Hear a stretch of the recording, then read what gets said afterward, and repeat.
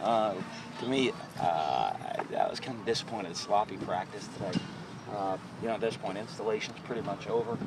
So there's a lot of guys to me that, especially young guys, have to understand how serious it is if they want to get on the field and go play. Older guys, you see them execute, you see them do things. But the young guys, they got to understand, the time commitment that they have to put it on their own. If they, we only get 15 practices out here, and the time they're going to have to put on their own to know what they're doing when they get out here, the extra study, and they can't just, show up here, expect to learn everything at practice, and then, hey, we'll see you 2 days from now, or I'll see you just tomorrow at the meeting, and I'm spend my time in the meeting, and then they go home and not do the extra thing. So there's little mental errors that disappointed me at this point with a lot of young guys.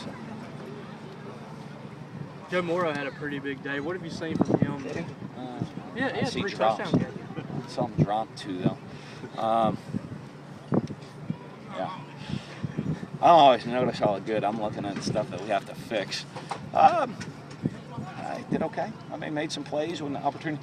Here's the thing: if you have opportunities to make plays, you got to make them. And that's really going to determine how much play next year. We talk about that. Everybody out here. There's a lot of guys that have already made a lot of plays in games, and so a lot of times you won't see us put them in situations. And then scrimmages, who wins, who loses, guys do stuff. I don't know how in the end real it is or what an indication it is, because you're really looking to accomplish or put guys in situations to see if they're ready to go make the play. So I guess if you had 3 touchdowns, that's pretty good. My mind should have 5 then.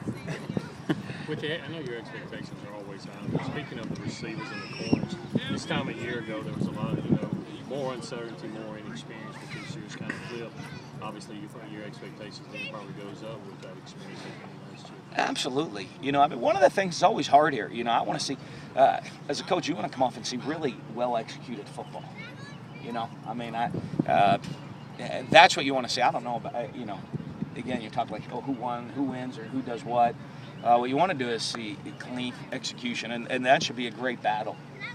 Receivers and corners, both with a lot of experience, and opportunities to come out here and showcase what they can do. They shouldn't be having to make tons of corrections. They should know what they're doing. They should be getting better at doing it every single practice. A good bit of